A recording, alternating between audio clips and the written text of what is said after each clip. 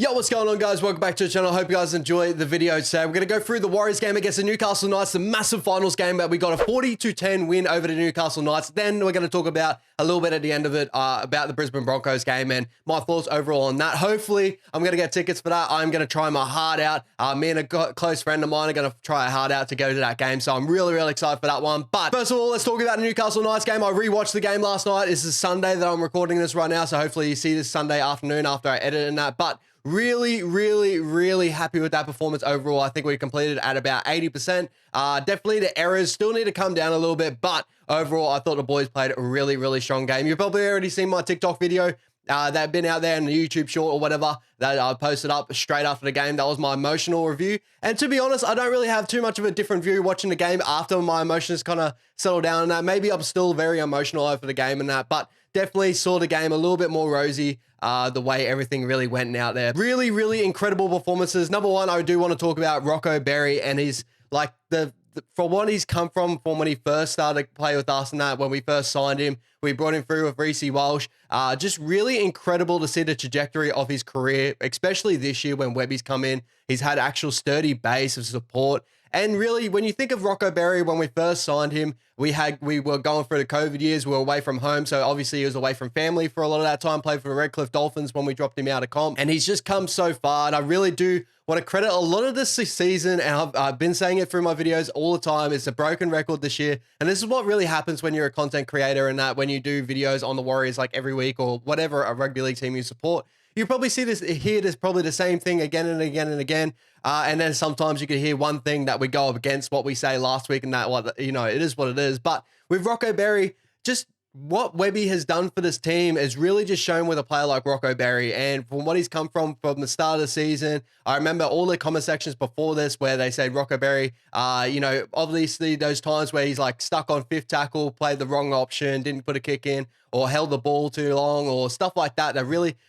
kind of were beating down his performances a little bit. But defensively, man, this kid has come along so far. Really strong in defense. And that try that we saw last night where, fuck, man, he just, the strength to hold that ball up, to not touch the ground, to reach out. Even when they played it in slow-mo, the time that he had to take to actually keep that ball off the ground was just absolutely incredible. So I do want to shout out to Rocco Berry and his performance there. Obviously, the next shout out I want to give out to is Chance Nickel-Klokstad. I thought he was absolutely amazing in this game.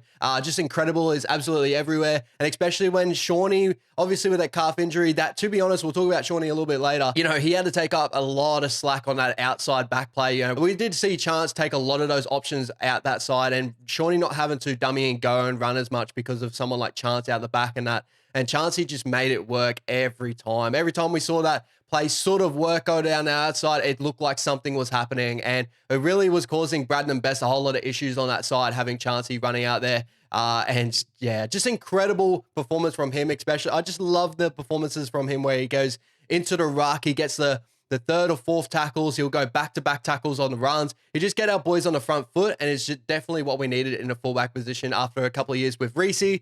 Reece was incredible for the season that we had him for, and, you know, I feel like it's not a lot of Warriors fans do downplay what Reece was for us in those periods and that, but we definitely didn't have a coach where he didn't really put players in the right positions and times, and we were going through a lot being away from home. So a lot of the situation that we were dealing with the last couple of years really struggled with that, and Reece showed so many good performances in times, but it was downplayed by maybe times where he's played out of position or times where, you know, maybe we brought him off early. And yeah, every time he heard Nathan Brown come out in press conference, he'd always never really give him the full props and all that sort of stuff with Reece. But just, you know, Reece was such a high risk, high reward sort of player for us, where Chancey is just that strict, that narrow, like this, just does all the hard stuff, does all the, like, just never has a really bad game. And I wouldn't say that with Reece, especially at the moment with the Broncos and that, but it's more likely Reece could probably have a 5 out of 10 in his younger years now than, you know, obviously what he is now, but where Chancey doesn't really have a 5 out of 10 too much. Usually he would stick around that 7 to 8,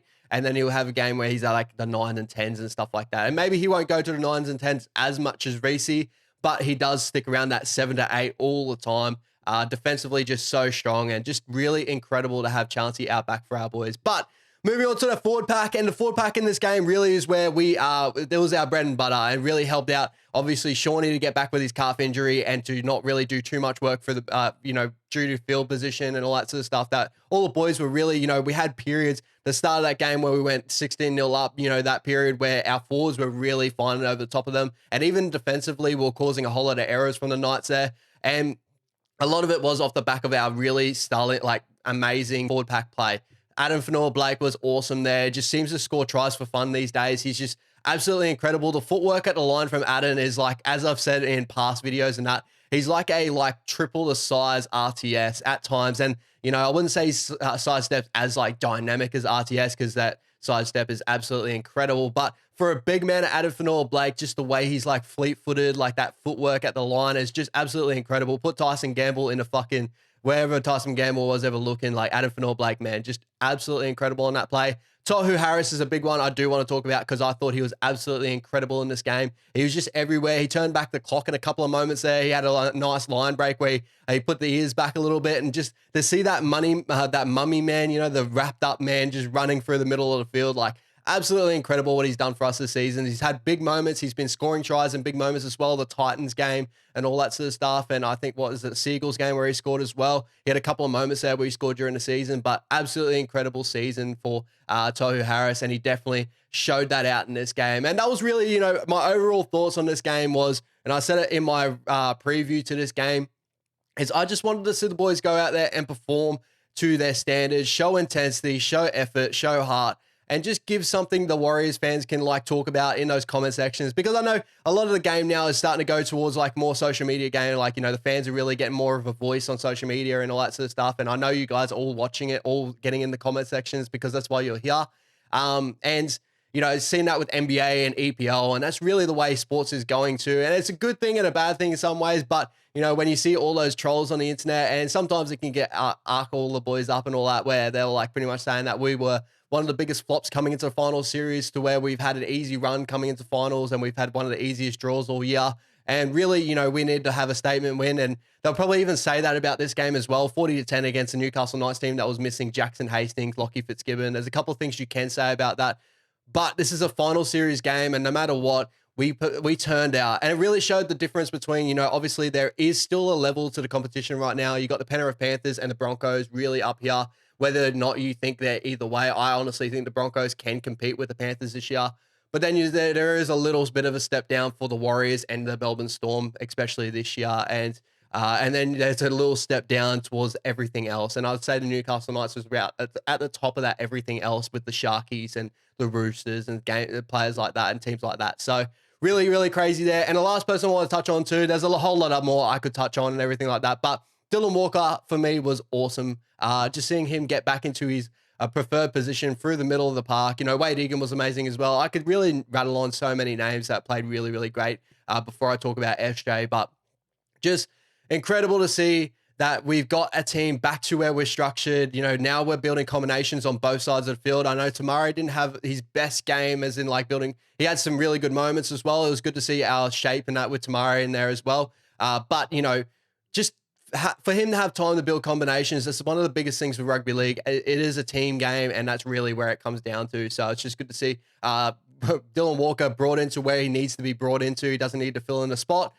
He goes through the middle and just does all that momentum work, that just, scoring that mean as try where he just ran that straight direct line and bumping off Kurt Mann that looked like he was out of it, man. That was incredible. So really incredible performance just from the boys overall. As I said, it wasn't perfect. Errors was definitely a thing that we needed to let go on, and a couple of disciplinary stuff and everything like that. But at time, defensively in that game, the way we shut down KP for most of that game and all that was just absolutely incredible, and really teed it up to Rocco Berry. I thought Pompey had a really nice game. I thought, Montoya obviously scoring a really nice try, Dallin scoring a try, left, right, and center. Joshy Curran when he came off for Niokore, that went off with an injury, but Niokore seems to be okay.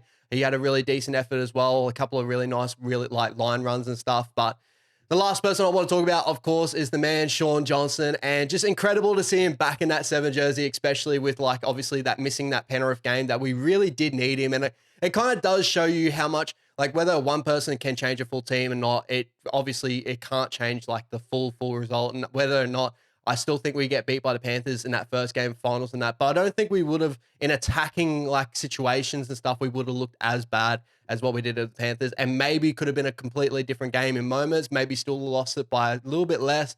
But I do honestly, you could see it on that football field. Combinations is a massive thing. And when Shawnee came out of that lineup, we had to push Tamari to the right side, which he's been playing more left side this year where he's training with the boys. Dylan Walker's been playing left side when he has to fill in that spot, but he's still not comfortable on that outside. And you see it every time we go to a set piece on that side. He just dummies and goes straight on. In this game, we're playing set piece after set piece. We're running through the middle with all our combinations through the middle, which Dylan Walker is very incredible at. Through the middle with, like, his passing game and, the way Tohu ties everyone together and stuff. We're Adam Fanor-Blake. We're running Adam Fanor-Blake on edge runs. Just incredible in general. And that's where SJ comes back into this lineup. And that's what he changes. And absolutely incredible. Like, didn't even notice really too much that he had a calf injury. There were a couple of moments there where he took a fifth tackle option and put a couple of side steps on to kind of extend the play a little bit. Had a couple of, like, moments where he did run on the top of it. But just his control of the game was just absolutely incredible. The kicking during the game, I couldn't fault too much about his game at all. A couple of repeat sets. Even Jacko Ford with the repeat set, just incredible in that. But really just love to see the boys performing the way they are and just really giving us as fans something to, go back online about, put in the comment section and say, up the wires. Be really proud of our football team because, for so long, for the last couple of years during the COVID years, we have been very, very poor. We've seen little spurts of our team where we say, like, maybe that we are something this year, and you hear all the media come out and put us last and all that sort of stuff, and you sit there and go, no, I don't know, and then we end up second last year. Then Webby comes in just completely. You don't see that too often. We saw it last year, I think, with the Cowboys with Todd Payton, and Todd Payton did a lot of that with us as well during our COVID years when obviously Kearney left out. But yeah, just absolutely incredible what we have done this year. Second last to going against the Broncos at Suncorp for a chance to go to the grand final. I could not understate that enough. Like, that is absolutely incredible. Last of all, just quick rundown on the Broncos game, my thoughts on the Broncos game, and that my little game plan. I really do want to see us like play in that game plan and all that. But really, honestly, it's not going to be too crazy. And you guys are probably going to look at me very like, what the hell, man? Like, we just versus the Knights. They're such a big step up and that. But honestly, we need to run that same game plan that we ran with the Knights, with the Broncos. A lot of things that are very similar with the Knights and Broncos. The only big difference is the fullback of the Brisbane Broncos definitely is head and shoulders above the Knights. I know we had some difficult moments with Tyson Frizzell in that game, and that Jordan Riki can offer those same sort of things that a Tyson Frizzell sort of does. But when you have Payne Haas and Paddy Carrigan through the middle, and you got like a halfback of Adam Reynolds' stature, that's really where it changes a whole lot of things. Obviously, Ezra Mann brings that whole point of difference as well. But when you have like KP and Reece Walsh, they're very not similar as in players because Reece probably has a little bit more speed on that edge. I'd say probably like KP has a little bit more of that the tackle breaking ability of like a sweeper player and stuff, where Reece loves to pass it maybe a little bit more. But both are very, very similar to the plays where I felt like defensively we really held them out very well on those edges for a lot of good moments. A lot of key time in our on our defense, on our line was really, really good. We got broken once or twice. The second time was due to like a slight forward pass on the offload. That happens in football. It just is what it is. But I do want to see like Rocco Berry have a very similar game to what we had this game and that, and just really just go at the Broncos. The biggest thing with the Broncos is they can hurt us from most of that parts of the field, but you do want to keep them down their end of the field. Like, you want them to create unforced errors to really put them on the back burner, on the pressure, that we can build pressure. We're very much a team, as I keep saying, we're very much not a B-side Panthers, but we have a very similar game plan as the Panthers to where we can be able to choke teams out. It's just not with the full success rate of what the Panthers do, but we are building that. We can do that against this Broncos team, and I've seen that with us where we can hold on to a very strong game plan for close to 80 minutes or whatever, 70 to 80 minutes, to where we can choke the life out of teams if they give up a whole lot of errors on their line.